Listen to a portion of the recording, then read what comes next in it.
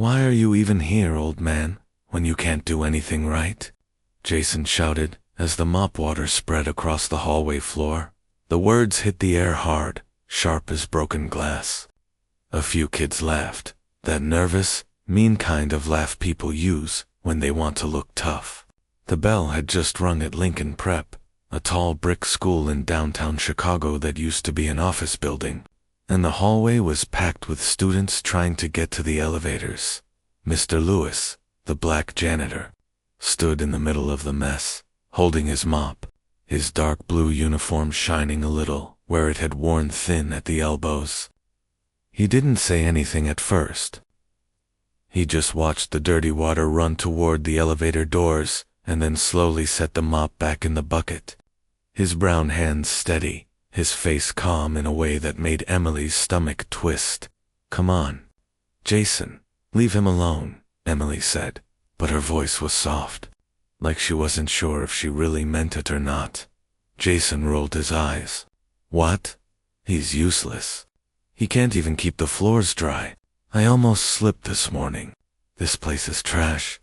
"You almost slipped because you run everywhere," Diego muttered. He hugged his backpack tight against his chest, like he always did when things got tense. "It's not his fault." Mr. Lewis finally spoke, his voice low but clear. "Watch your step, kids," he said. "Floors wet. Elevators are crowded. Take your time. Last thing we need is someone getting hurt." Jason snorted. "Yeah, like you could actually help if anyone did." For just a second, something flashed in Mr. Lewis's eyes, a quick spark of hurt or anger. Emily wasn't sure. Then it was gone. He gave the bucket a small push and moved the mop in smooth lines, like this was any other day, like their words slid right off him.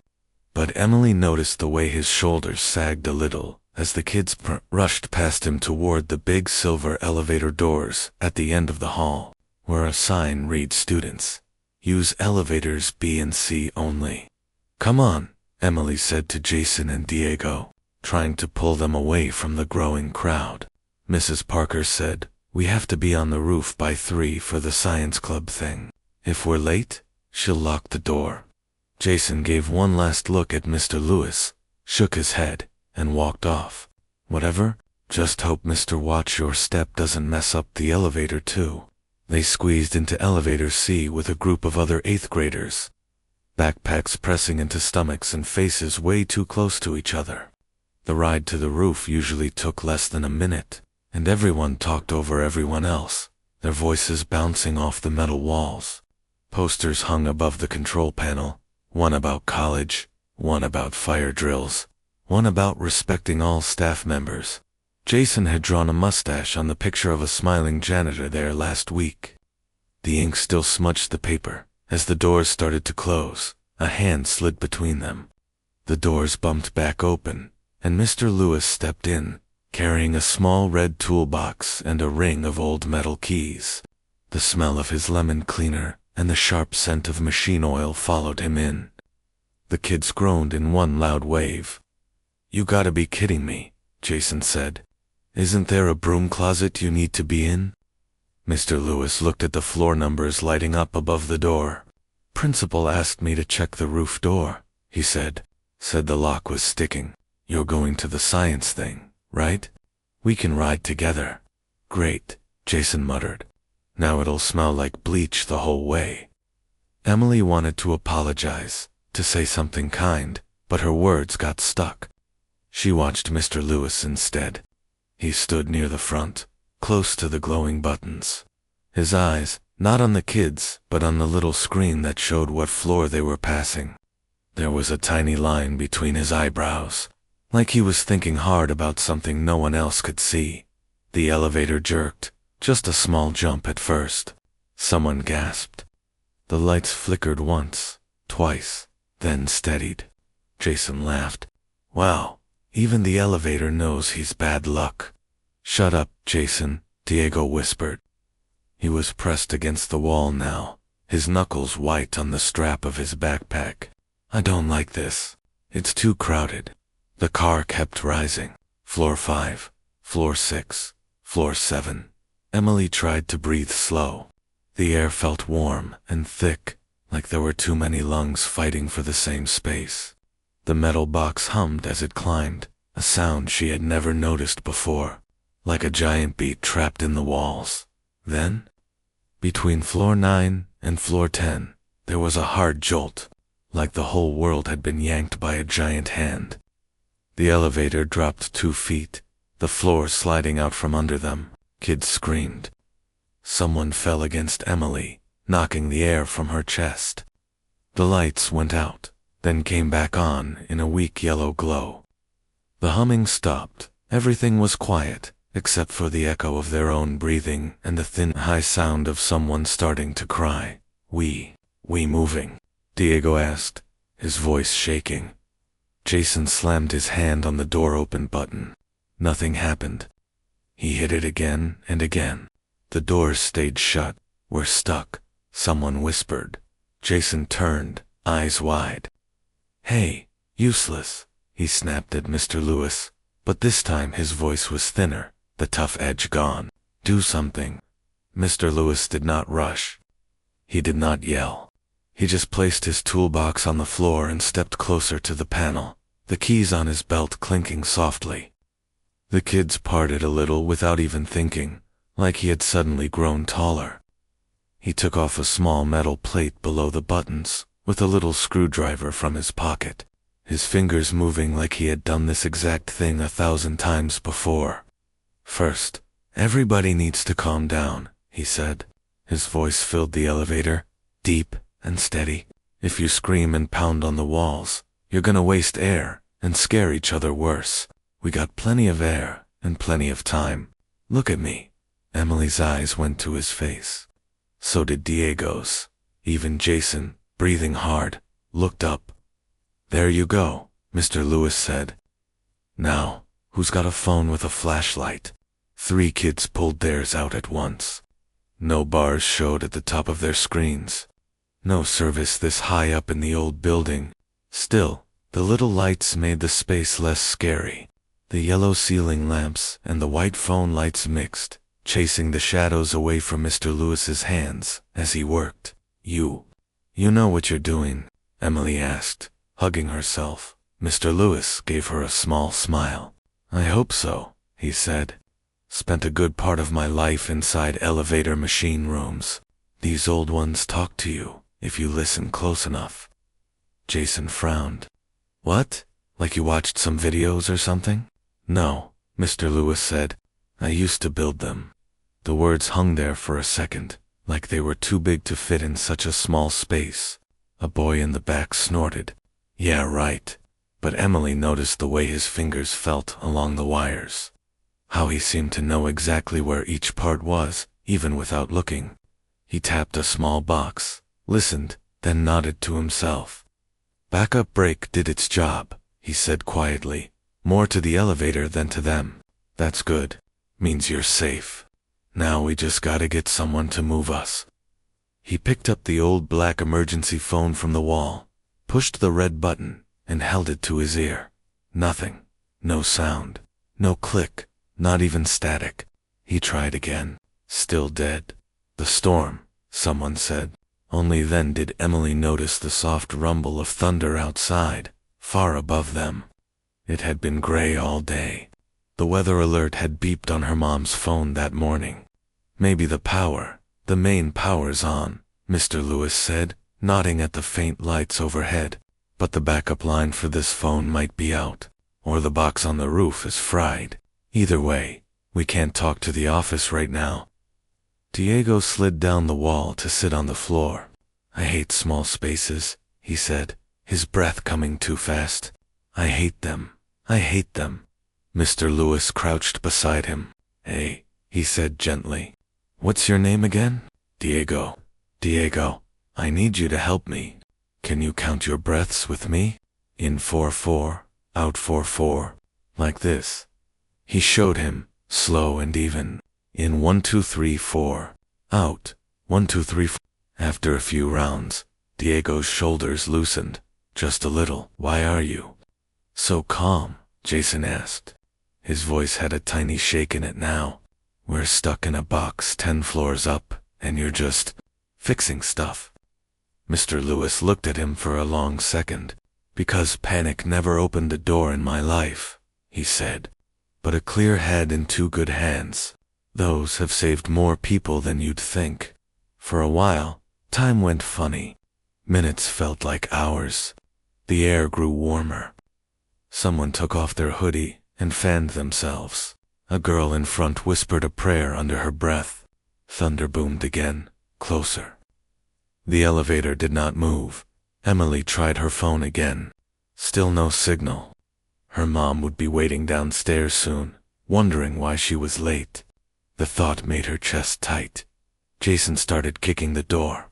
"Hey, we're in here," he shouted. "Somebody, open the stop," Mr. Lewis said, sharp this time. Jason froze, shocked by the force in his voice. "These doors are holding you in place. You kick them hard enough and damage the track, you're gonna make things worse. Sit down." Sirens wailed faintly from outside the building now, a distant scream that made everyone look up, even though there was nowhere to look. The sound echoed down the metal walls and into their bones. "Is that for us?" someone asked. "Could be the storm," Emily said, but her voice didn't sound sure at all. Jason sank down opposite Mr. Lewis, wiping sweat from his forehead with the back of his hand. "This is your fault," he muttered. "You're the one who got on. You jinxed it." Mr. Lewis studied him for a moment, then reached up and pressed the small vent above his head, checking the airflow. "Son," he said quietly, "this box has been going up and down all day. Nothing changed just because I stepped in. Sometimes bad things happen, and it's nobody's fault. What matters is what we do next." Jason opened his mouth to snap back, but before he could, his breath caught. He started coughing, deep and rough, his face turning red. His hand flew to his chest. "You okay?" Emily asked. Fine," he said, words breaking. "It's just hot in here." The coughs came again, harder. He bent forward, gasping. A thin whistle sounded in his throat. His fingers clawed at his backpack strap. "Jason." Diego scooted closer, eyes wide. "Dude, you don't look good. I can't breathe," Jason forced out. Everything inside the elevator snapped tight. The kids moved back, giving him space. Sweat rolled down his face. He tried to pull in air, but each breath came in short, sharp pulls, like he was trying to suck air through a tiny straw. "Do you have an inhaler?" Mr. Lewis asked at once, his voice no longer soft but sharp and focused. Jason nodded, panic in his eyes. He yanked at his backpack, fingers clumsy. Emily grabbed the zipper and pulled it down, digging through books and crumpled papers until her hand closed on a blue plastic tube. "Here," she said, shoving it into Mr. Lewis's hand. Jason tried to take it, but he was shaking too hard. The inhaler slipped from his fingers and bounced once on the floor. Mr. Lewis caught it in one smooth motion. "Look at me," he said to Jason. "On me, son. Not on the walls. Not on the kids. On me." Jason's eyes locked on his. "This isn't my first time with this," Mr. Lewis said. "I was a combat medic before I started building elevators. That means I helped soldiers who couldn't breathe in places a lot worse than this. You're gonna be okay, but you need to do exactly what I say. Combat medic." The words crashed into Emily's mind like another jolt. This man, the one Jason had called useless, had been a medic, had built elevators. Who was he? "Deep breath out," Mr. Lewis said. "Empty your lungs. All the way. Good. Now wrap your lips around the mouthpiece. Tight seal. I'll press the canister. You pull in slow and deep when I say, 'Ready. Now.'" He pressed. Jason sucked in as deep as he could, eyes squeezed shut. He held his breath when told, then let it out. They did it again, and again. After a minute, the harsh whistle in his throat softened a little. His shoulders still shook, but less. "That's it," Mr. Lewis said, hand on Jason's back. "You're doing good. You're not alone here. Keep breathing with me. In and out. Emily watched his face as he worked. This was not the blank, quiet look he had when he mopped floors. This was something else. This was a man who had seen people at their worst moments and had learned not to flinch. You were really a medic, Diego whispered. Yeah, Mr. Lewis said, still watching Jason. U.S. Army, long time ago. Then I came home and got a job with an elevator company. Spent 20 years designing and fixing machines like this one. People only started calling me just a janitor after my wife got sick, and I needed work close to home. This school had an opening, so I took it. Jason's eyes opened. He stared at him, chest still rising fast. You built these things. I didn't build this exact one, Mr. Lewis said, but I know her sisters. He tapped the metal wall, and I know she's gonna listen to me if I talk to her right. As Jason's breathing slowly steadied, the sirens outside grew louder. This time there was no mistake. A voice, faint but clear, floated up the shaft from somewhere far below. Fire department. Anyone stuck in elevator C? Kids jumped to their feet, crowding the doors. We're here, they shouted. We're stuck. Mr. Lewis stood up as well, but lifted his hands. Let me answer, he said. He cupped his mouth near the little space where the doors met. We're stuck between 9 and 10, with about 12 students, he called down. One had an asthma attack but is stable now. Backup systems failed. What's the situation down there? There was a pause. Then the voice came back, louder this time. We've got a blown panel on the roof from the storm, and a small electrical fire on the 8th floor. Sprinklers are on. We're working on the main power now, but that car's offline. Sit tight, we'll get you. Emily's heart thudded. Fire. The word felt heavy and hot. The smoke, she asked. Is it coming up here? Not yet, the firefighter called. But we need time. Don't try to open the doors. The car could shift. Mr. Lewis's jaw tightened. He knew what that meant. Emily could see it in the way he stared at the ceiling. The sprinkler system would send water everywhere. Water and electricity did not mix. If the fire spread to any of the elevator systems, we don't have time to wait, he said, mostly to himself. What do you mean? Diego asked, eyes wide again. Mr. Lewis turned to them. These cars are strong, he said. They're meant to hold. But if that fire hits the wrong wires, we might lose the backup. I'm not letting that happen while you kids are in here. What are you gonna do? Emily asked. He looked up at the panel above them, then at the trapdoor in the ceiling of the car. What I was trained to do? He said. I'm going to get us out. Jason grabbed his sleeve, but the firefighter said, the firefighter doesn't know what I know about this model. Mr. Lewis cut in, not unkind, but firm.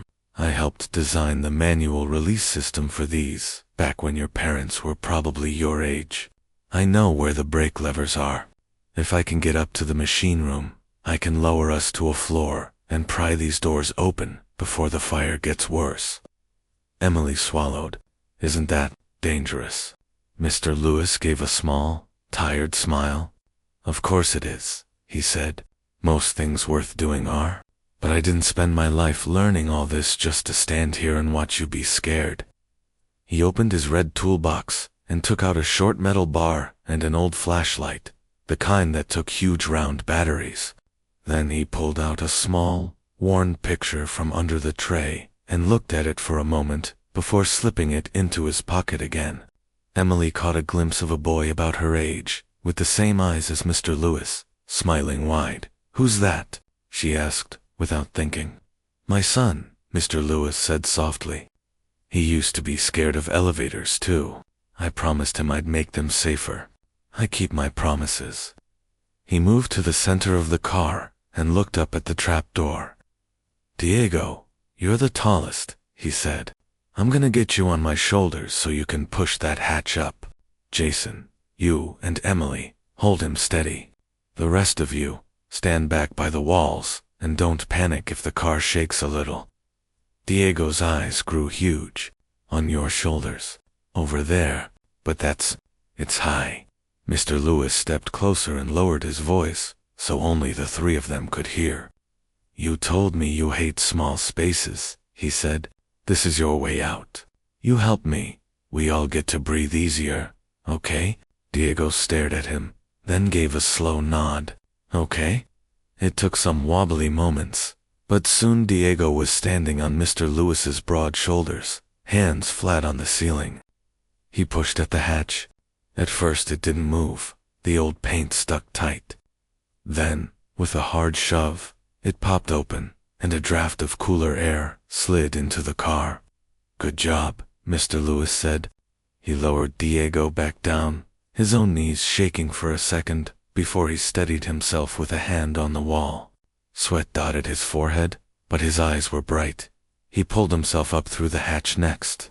For a moment, his feet swung in front of the kids' faces. Then he was gone, only his boots visible above the square of light. He turned on the big flashlight.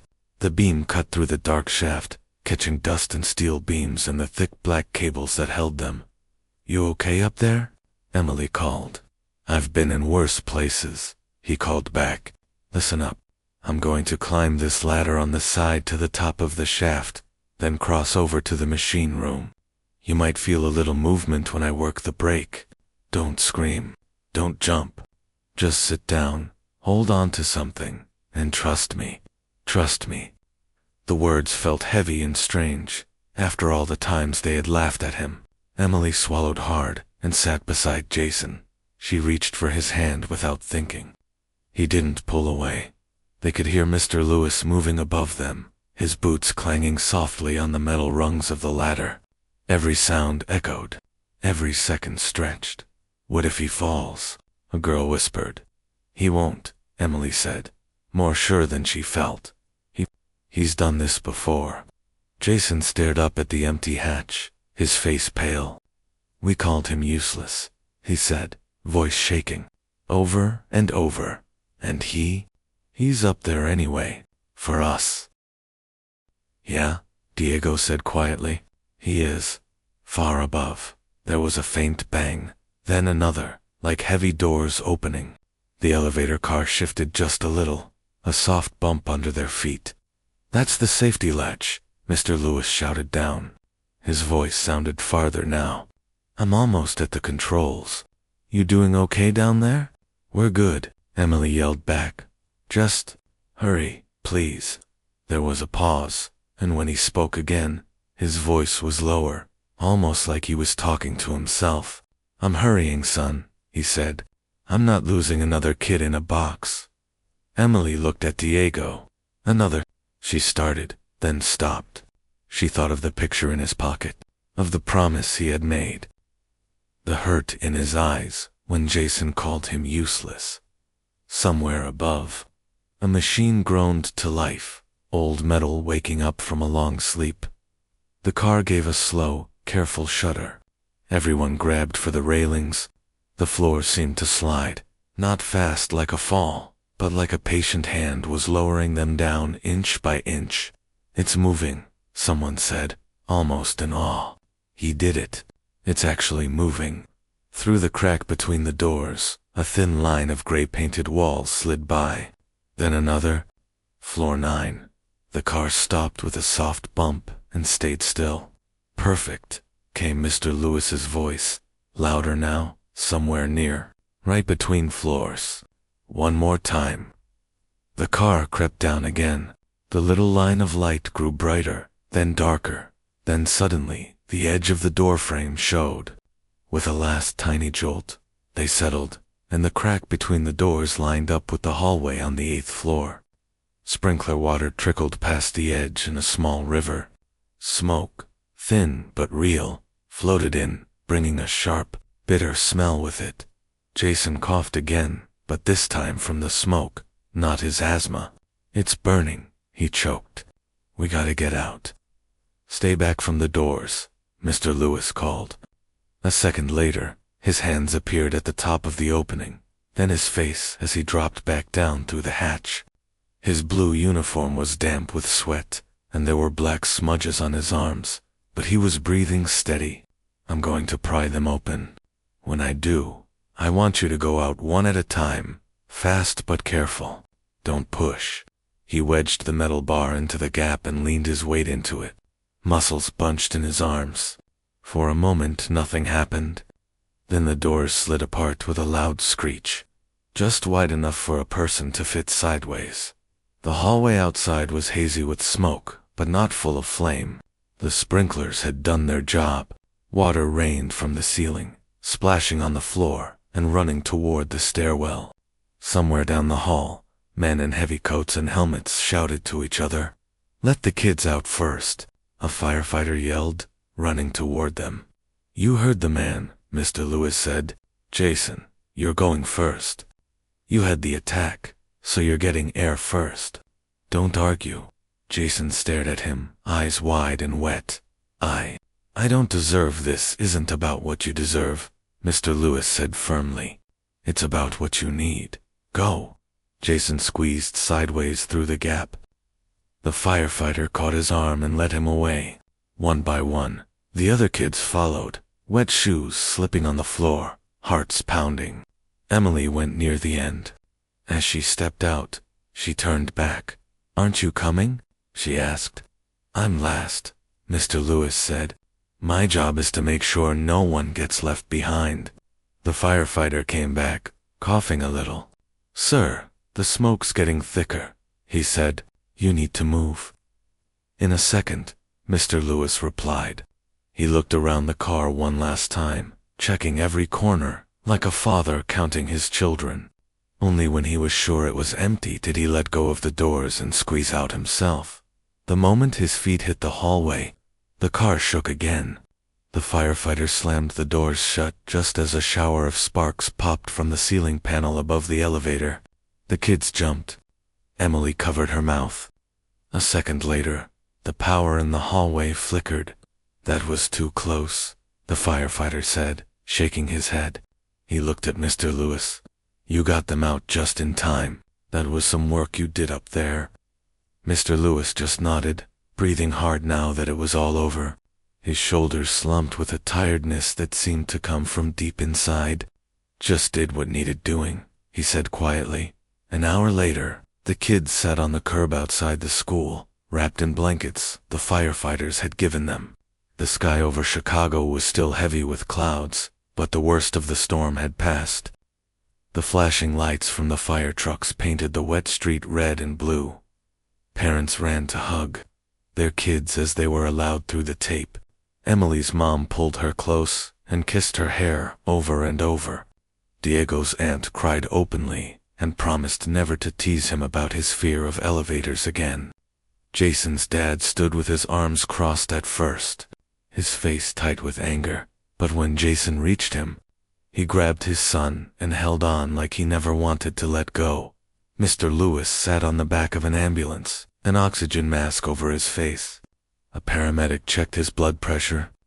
The blue of his uniform was darker now, where the water had soaked in. His toolbox sat on the ground by his feet, the ring of keys shining up from the puddle where they lay. Jason watched him from a few feet away, hands jammed in his pockets. His cheeks were red, not from the heat this time, but from something that looked a lot like shame. "Go talk to him," Emily said. "I can't," Jason muttered. "Not after everything I said. He's gonna hate me." Diego shook his head. "He climbed a ladder in a burning building to save you," he said. "If he wanted to hate you, he would have left you in that box." Jason swallowed. He took a deep breath, then walked slowly toward the ambulance. His steps splashed in the small rivers of leftover rain and sprinkler water. He stopped in front of Mr. Lewis, who pulled the mask down when he saw him. "You okay?" Mr. Lewis asked, like he hadn't almost risked his life for him an hour ago. Jason's voice shook.